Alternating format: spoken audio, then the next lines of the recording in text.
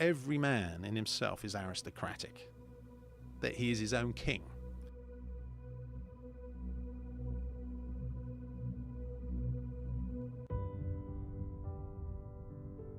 He takes a sojourn into the material world, has to climb up all the different rungs on the ladder, and ultimately has to return to himself.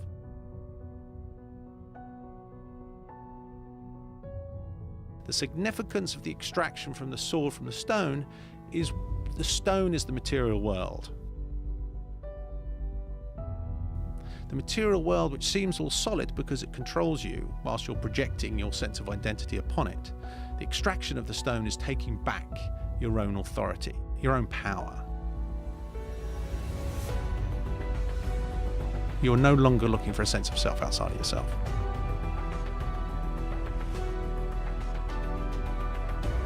And then you have to face the demons that you've created in your history by facing them and fighting them and owning them.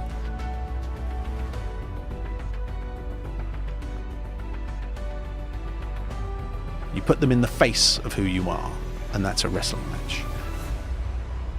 You have to take away all these crutches, and that's all that we struggle from in life, is taking away our crutches. You've got to take away all these crutches and stand as the man that you are, and you're liberated from your whole thing.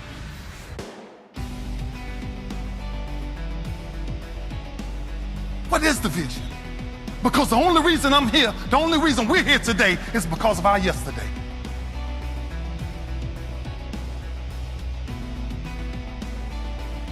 Everything I've been through has defined who I am right now. So what's the goal? What's the vision?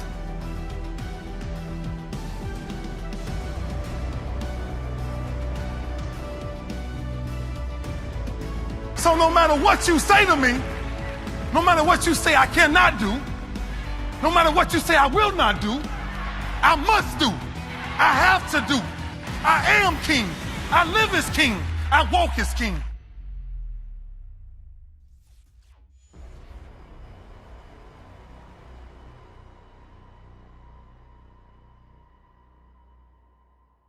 Every man in himself is aristocratic, that he is his own king.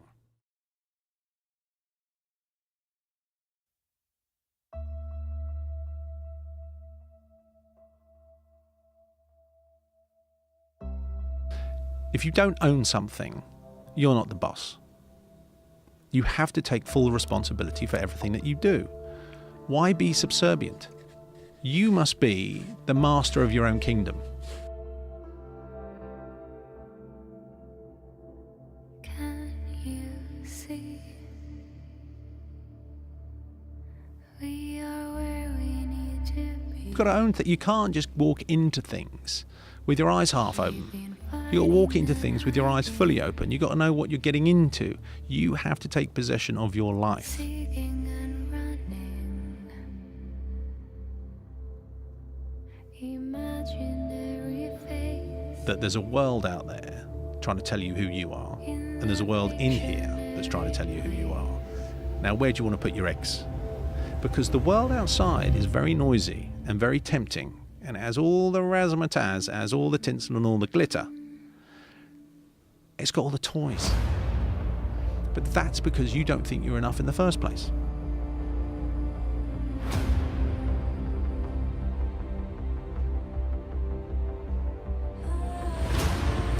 So the world will try and tell you who you are, and you have to tell yourself who you are.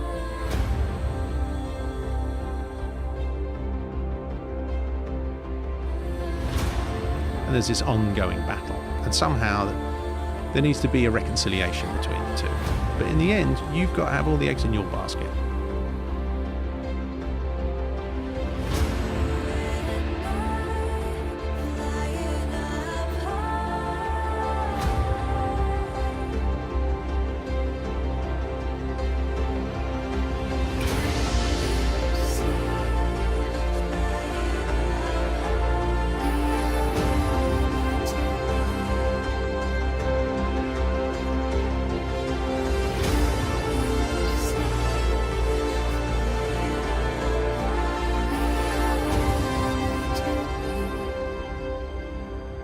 The external world is I'm asking you to tell me who I am.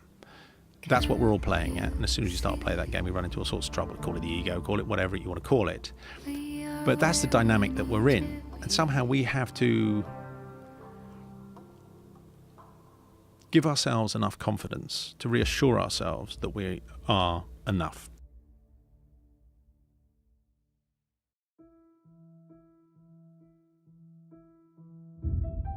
Every day of my life, I'm trying to find a different way to get better.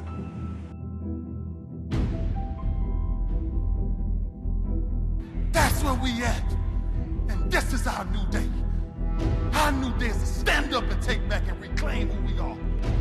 We were kings from day one, and we will die as king and queens.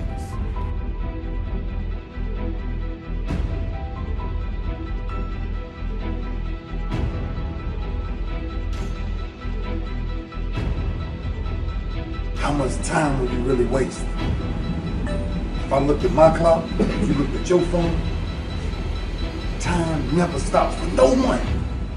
So one thing God don't give us.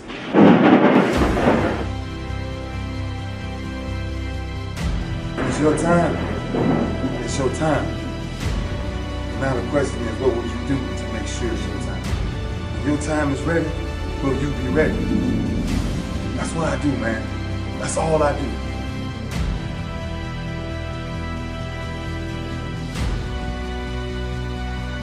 Don't look for nothing spectacular to come out the sky. We are the sky.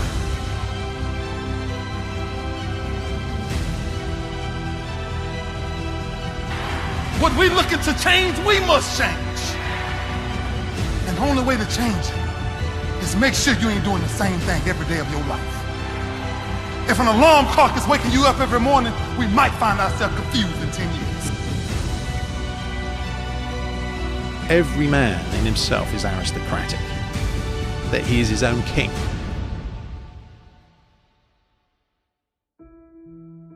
I always try to figure out what's the difference between good and great.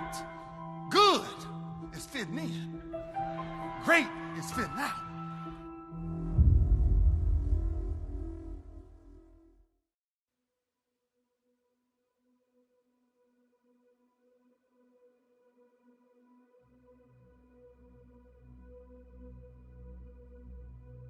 It's time to figure out whatever majority is doing, I'm gonna find myself doing the opposite.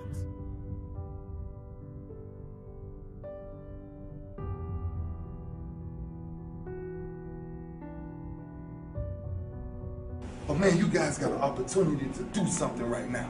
And when you wake up in the mornings, don't let your alarm clock be the only thing that wakes you up.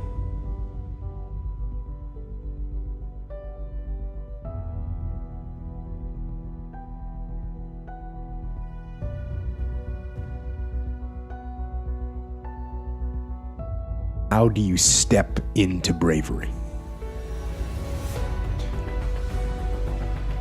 Step.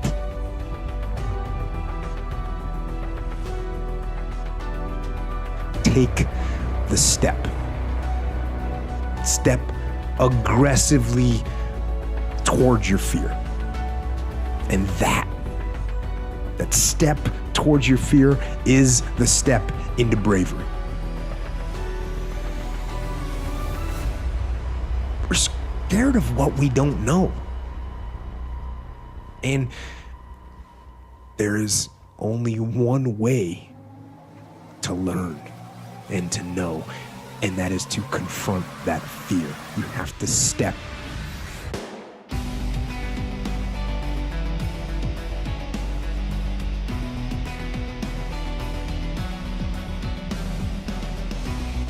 Small things that makes greatness. So when somebody finally sees you, they represent you as a king because you walk as a king.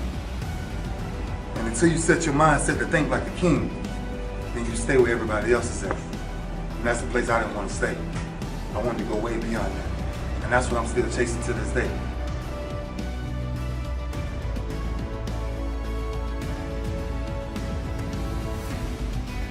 Ain't because I got nothing special. The only thing I got special is I made my mind up to be special.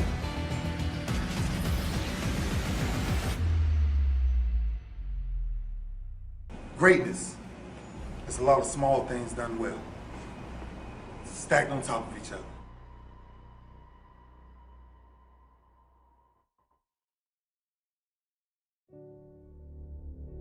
I was born in Memphis, Tennessee.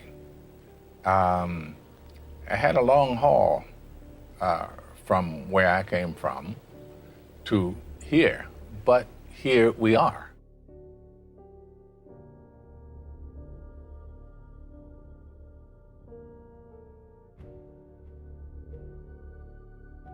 Courage. Courage is the key to life itself. There are a lot of people who are born in situations where they say, well, I'll never get out of this. So they won't.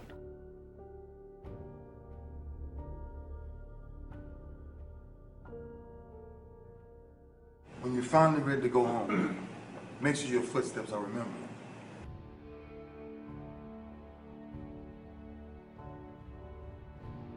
I say to people who say, well, I would like to have done so and so and so. So, well, you could have done it. So, well, I couldn't get out of here. Man, the bus runs every day.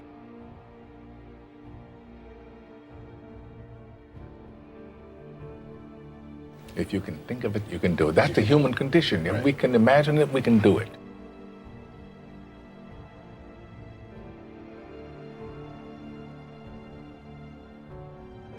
Don't ever let a day go by that you waste, because that's a day you can never get back. These are moments we're talking about.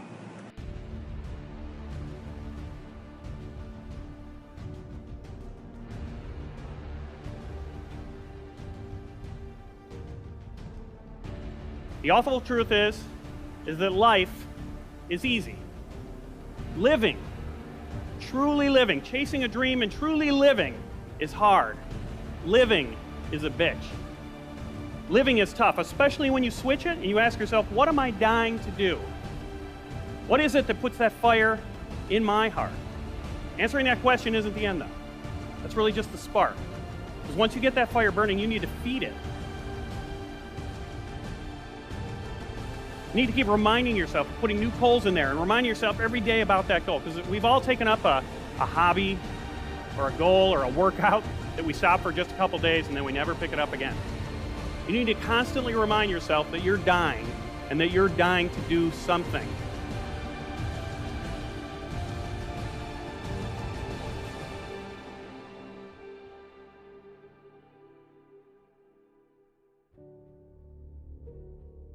Because the minute you forget, life creeps right back in. And life is easy. We're all dying. But if you're not chasing your dream, you're already dead.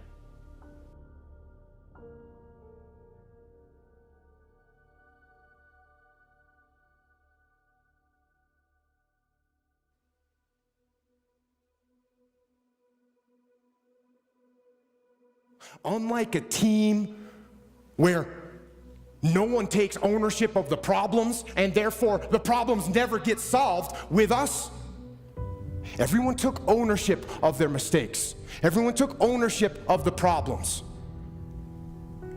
And when a team takes ownership of its problems, the problems get solved. And that is true on the battlefield, it is true in business, and it is true in life. So I say, take ownership. Take extreme ownership. Don't make excuses. Don't blame any other person or any other thing. Get control of your ego. Don't hide your delicate pride from the truth. Take ownership of everything in your world, the good and the bad. Take ownership of your mistakes, take ownership of your shortfalls, take ownership of your problems, and then take ownership of the solutions that will get those problems solved.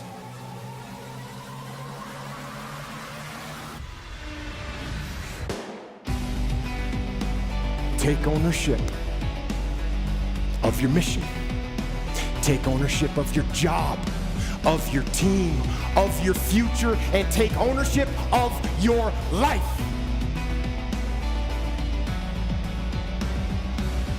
And lead. Lead. Lead yourself and your team and the people in your life. Lead them all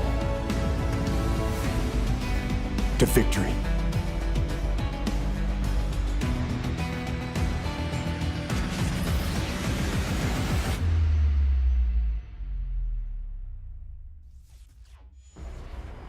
Every man in himself is aristocratic, that he is his own king.